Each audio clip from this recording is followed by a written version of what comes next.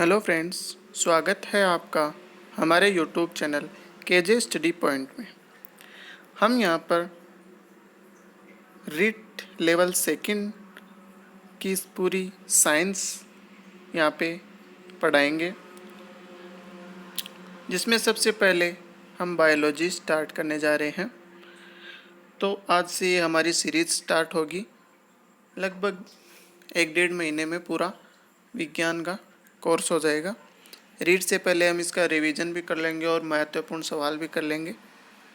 तो चलिए आज का वीडियो स्टार्ट करते हैं। बहुत ही डिटेल से और टॉपिक वाइज पढ़ाया जाएगा। तो सबसे पहले आज का टॉपिक है सूक्ष्म जीव।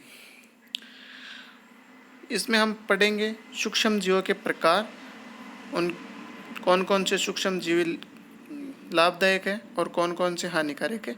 फिर हम प्रश्न करेंगे। तो प्रश्न हम इन सब के लास्ट में कर लेंगे एक दिन। तो सबसे पहले सूक्ष्म जीव 6 प्रकार के होते हैं। सूक्ष्म जीव 6 प्रकार के होते हैं: विषाणु, माइकोप्लाज्मा, जीवाणु, कवक, प्रोटोजोआ, शैवाल। इसमें सबसे पहले हम शैवाल को डिस्कस करेंगे। शैवाल को नहीं, सबसे पहले हम विषाणु को डिस्कस करेंगे। 1 नंबर पे है विषाणु। सजीव व निर्जीव के बीच की योजक कड़ी होती है विषाणु। सजीव व निर्जीव, इसमें दोनों के गुण पाए जाते हैं विषाणु में। मतलब ये अगर किसी जीवित बॉडी में चला जाए तो ये सजीव की भांति व्यवहार करने लग जाता है और ऐसे मुक्त रूप से निर्जीव की भांति रहता है। यह प्रकृति में निर्जीव की तरह रहते हैं। विषाणु किसी सजीव में प्रवेश करते ही जीवित हो जाते हैं, ये इनकी विशेषता है। इनके एग्जाम्पल देखते हैं, जैसे HIV, इसका पूरा नाम है human immuno deficiency virus. 2 number पे है माइकोप्लाज्मा। माइकोप्लाज्मा सबसे छोटी कोशिका है। इन्हें पादप जगत में बहुरूपिया भी कहते हैं। इनके उदाहरण हैं तिल का फिलोडी रोग, बैंगन का लघुपर्ण रोग।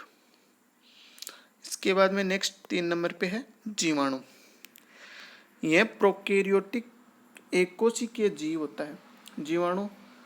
अब ये प्रोकैरियोटिक क्या होता है? प्रोकैरियोटिक एक ऐसी कोशिका जिसके केंद्रक के चारों ओर केंद्रक झिल्ली नहीं होती है, उन्हें प्रोकैरियोटिक कोशिका कहते हैं तथा इस प्रकार की कोशिकाओं वाले जीवों को प्रोकैरियोट्स कहते हैं। इनकी खोज ल्यूवेनहॉक ने की थी। इनके उदाहरण हैं जीवाणु के E coli, lactobacillus. Next 4 number पे है कवक। इसे इंग्लिश में फंगई बोलते हैं। कवक को फफूंद या फंगस भी कहते हैं। यह एक कोशिकीय तथा बहुकोशिकीय रूप में पाए जाते हैं। फंगस कवक अपना भोजन स्वयं नहीं बनाते हैं क्योंकि इनमें पर्णहरित नहीं पाया जाता है। पर्णहरित नहीं पाए जाने के कारण ये अपना भोजन स्वयं नहीं बनाते। कुछ कवक मृतोपजीवी के रूप में सड़े गले कार्बनिक पदार्थों से अवशोषण द्वारा भोजन प्राप्त करते हैं। मतलब अगर कोई जीव मर जाता है तो उससे भोजन प्राप्त करके वो अपना जीवन यापन करते हैं। जैसे कि मशरूम, इसे देसी भाषा में सांप की छतरी भी बोलते हैं।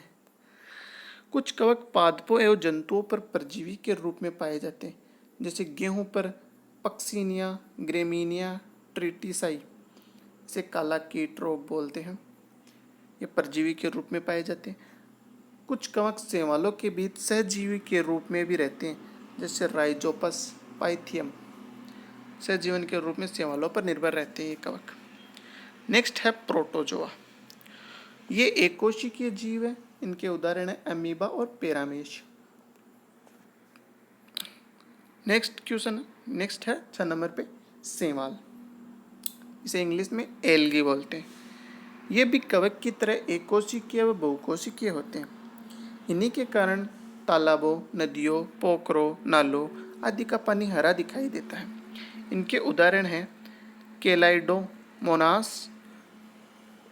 क्लोरेला, क्लोरेला को यूक्टेरियो एक कोशिकीय बोलते हैं, स्पाइरोगाइरा, यूलोथ्रिक्स, यूकेरियोटियो बहुकोशिकीय भी बोलते हैं इसे। नील हरित शैवाल को प्रोकैरियोटिक बहुकोशिकीय बोलते हैं। अब सूक्ष्म जीवों के लाभ भी होते हैं, तो इनको डिस्कस कर लेते हैं। जैसे खाद्य पदार्थ निर्माण में सूक्ष्म जीवों का उपयोग किया जाता है, जिसमें मुख्यतः दही में उपस्थित लैक्टोबैसिलस जीवाणु के द्वारा दूध से दही बनता है। तो ये इंपॉर्टेंट क्वेश्चन बनता है, दही में कौन सा जीवाणु पाया जाता है? तो लैक्टोबैसिलस। अब यीस्ट एक कवक है, इसका उपयोग डब्बल रोटी, बियर तथा जलेबी बनाने हेतु खमीर के घोल को उठाने में किया जाता है, यीस्ट का प्रयोग। औषधि निर्माण में क्लास्ट्रीडियम औषधि निर्माण में भी होता है। क्लास्ट्रीडियम बोटुलिनम नामक जीवाणु से विटामिन B12 तैयार किया जाता है। B12 को इस क्लास्ट्रीडियम बोटुलिनम नामक जीवाणु से बनाया जाता है। पेनिसिलियम नामक कवक से पेनिसिलिन नामक जीवन रक्षक औषधि बनाई जाती है। इसका उपयोग टीके व प्रतिजैविक के रूप में किया जाता है। अब पेनिसिलिन की खोज किसने की थी, ये भी पूछ सकते हैं। तो अलेक्जेंडर फ्लेमिंग द्वारा की गई थी इसकी खोज। पेनिसिलिन ही प्रथम प्राकृतिक प्रतिजैविक है। सूक्ष्म जीवों का उपयोग जैविक नाइट्रोजन स्थिरीकरण में भी किया जाता है। जैसे मूंग, मोठ, चना, मटर आदि की जड़ों में जो गांठें होती है, उनमें राइजोबियम जीवाणु पाया जाता है। अब ये राइजोबियम जीवाणु ये वायुमंडलीय नाइट्रोजन का स्थिरीकरण या यौगीकरण कर देता है, जिससे कि फसलों में उपजाऊपन आ जाता है और ज़्यादा पैदावार होती है। यह नाइट्रोजन को नाइट्रेट में बदल देता है, राइजोबियम जीवाणु। इस जीवाणु के द्वारा एक जीवाणु होता है जो पत्तियों, गोबर वाले अपशिष्ट पदार्थों से गठित होकर ह्यूमस में बदल जाते हैं। इस कारण मृदा उपजाऊ बनती है। जेथनमोनास कैम्पेस्ट्रिस नामक सूक्ष्म जीवी का उपयोग टूथपेस्ट बनाने में किया जाता है। स्ट्रेप्टोकोकस एक उपयोगी जीवाणु है। पाश्चुरीकरण क्रिया द्वारा डिब्बाबंद वस्तुओं को सूक्ष्म जीव रहित किया जाता है। यह भी इम्पोर्टेंट है, पाश्चुरीकरण क्रिया द्वारा सूक्ष्म जीव रहित किया जाता है। अब सूक्ष्म जीवों की हानि क्या होती है, मतलब इनसे कुछ हानियाँ भी होती है, तो देखते हैं। क्लास्ट्रीडियम बोटुलिनम जीवाणु खाद्य पदार्थों को विषाक्त कर देता है, जिससे उन्हें ग्रहण करने वालों को उल्टी, दस्त होने लगते हैं और कभी कभी मृत्यु भी हो जाती है। तो इम्पोर्टेंट है क्लास्ट्रीडियम बोटुलिनम जीवाणु।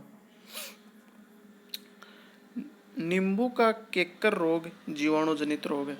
नींबू में केक्कर रोग लग जाता है, वो जीवाणुजनित रोग होता है। धान व दाल में पारद गोली व नीम की पत्तियों का उपयोग करके इन्हें खराब होने से बचाया जा सकता है।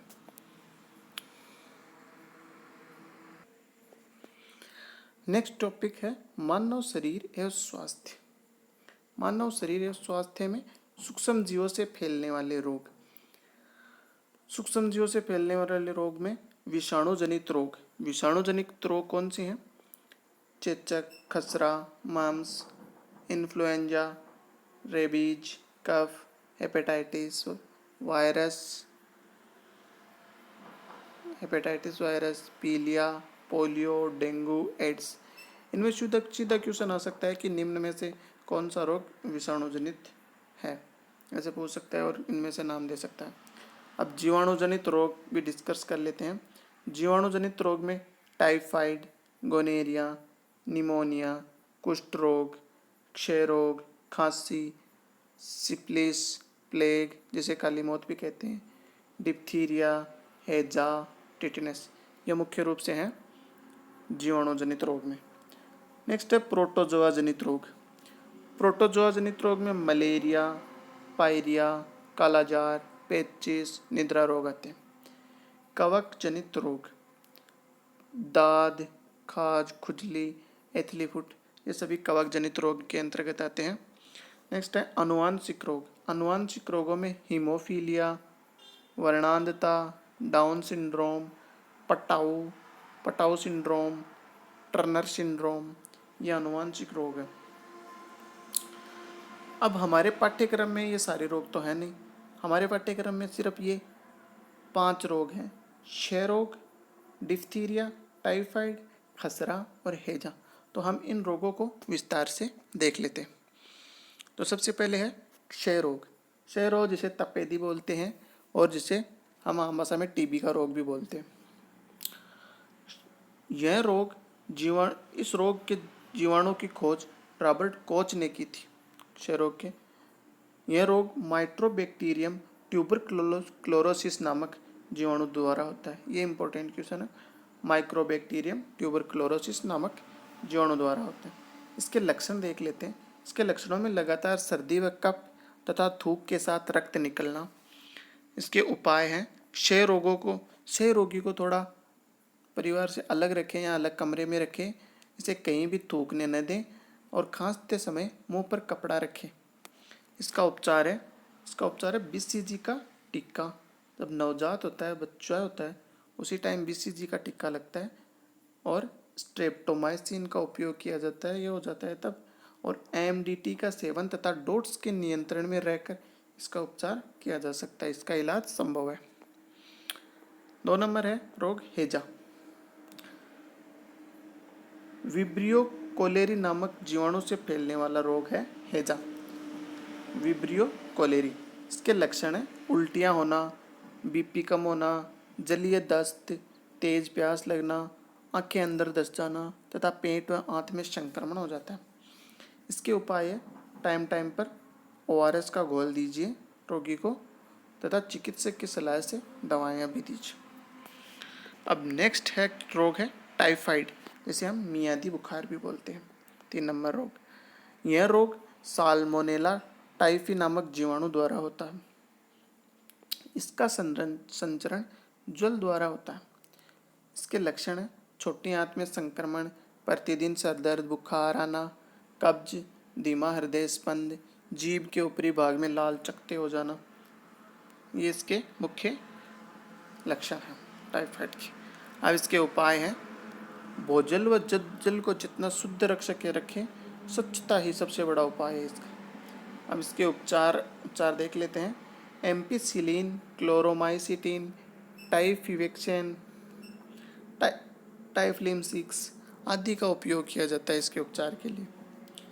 4 नंबर रोग है डिप्थीरिया, जिसे गलघोटू रोग भी बोलते हैं। डिप्थीरिया यह कोरेनीबैक्टीरियम डिप्थीरियाई नामक जीवाणु द्वारा फैलता है। तो इसमें याद रखने के लिए ये डिप्थीरियम आता है डिप्थीरिया रोग में। इसके लक्षण है यह जीवाणु जनित है। यह जीवाणु कंठ या गले को प्रभावित करता है। सबसे पहले बच्चों में आलस्य व सुस्ती लाता है। शरीर के तंत्रिका, हृदय और फेफड़ों को प्रभावित करता है। इसमें नाक स्राव के साथ रक्त का आना भी होता है, मतलब नाक से खून भी आता है तथा श्वसन रोधन आदि इस रोग के लक्षण। सांस कम आता है इसमें। कोरोना के जो लक्षण है इसके सारे। इसके उपचार है DPT का टीका लगवाना। यह डिप्थीरिया, काली खांसी व टिटनेस से रक्षा करता है। मतलब DPT का टीका इस डिप्थीरिया, काली खांसी व टिटनेस तीनों में काम आ जाता है।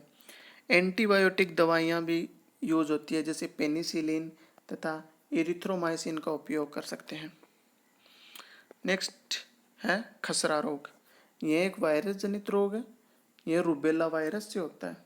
इसके वायरस का नाम है रूबेला। यह रोग मुख्य रूप से बच्चों में तथा नाक से निकलने वाले कफ से फैलता है। अब इसके लक्षण हैं चमड़ी पर लाल दाने उभरना, खुजली होना, जलन होना आदि।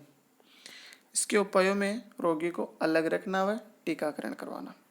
इसका उपचार है एंटीसेप्टिक क्रीम का उपयोग करना, प्रतिजैव स्ट्रेप्टोमाइसिन का उपयोग करना। इनके द्वारा ही इलाज हो सकता है इसका। अब कुछ बीमारी देख लेते हैं और उनसे कौन सा अंग शरीर का प्रभावित होता है तथा उस बीमारी को किस विषाणु के द्वारा फैलाया जाता है। तो सबसे पहले एड्स का प्रभाव प्रतिरक्षा प्रणाली, जिसे हम WBC बोलते हैं, ये खत्म हो जाती है इसमें और इसके विषाणु का नाम है HIV। नेक्स्ट है डेंगू ज्वर। इसके प्रभाव पूरे शरीर पर ही पड़ता है और इसके वायरस का नाम है अर्बोवायरस। नेक्स्ट है चेचक।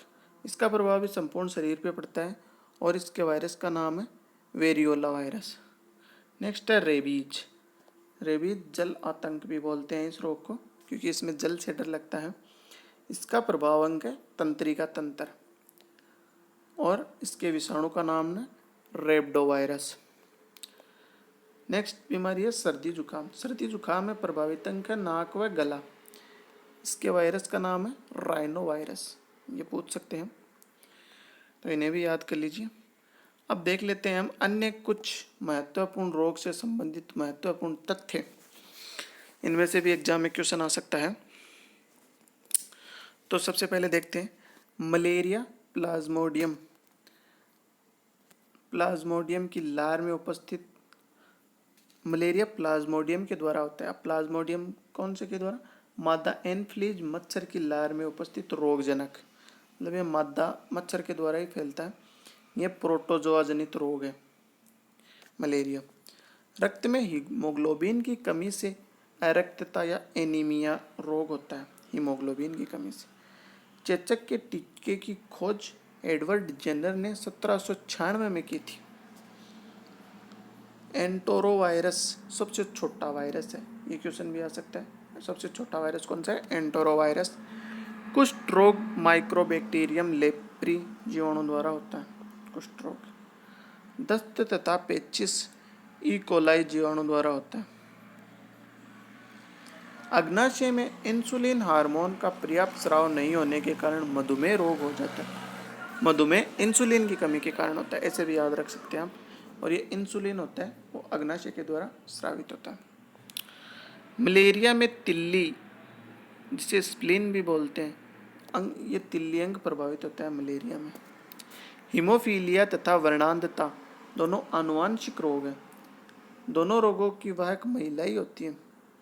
वर्णांधता रोग में लाल व हरा रंग पहचानने की क्षमता नहीं होती है।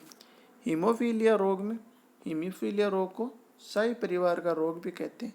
हीमोफीलिया रोग में रोग से ग्रस्त व्यक्ति को चोट लगने पर रक्त का थक्का नहीं बनता। और हीमोफीलिया रोग को शाही परिवार का रोग इसलिए कहते हैं क्योंकि यह सबसे पहले इंग्लैंड की महारानी विक्टोरिया को हुआ था।